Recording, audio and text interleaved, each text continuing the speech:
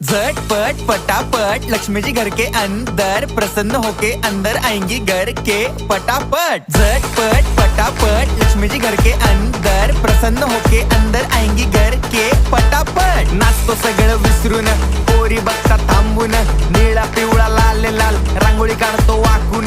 सणासुदीला रांगोळी काढ, भाऊचा बर्थडे रांगोळी काढ, नवीन वर्ष रांगोळी काढ, कलर उरला रांगोळी काढ।